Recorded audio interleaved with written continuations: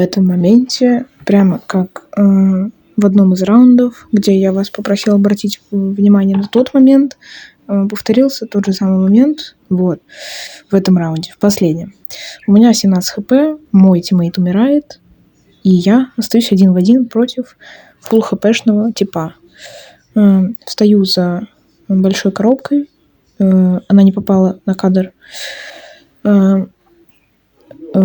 Дожидаюсь, пока противник прочекает все позиции, кроме моей.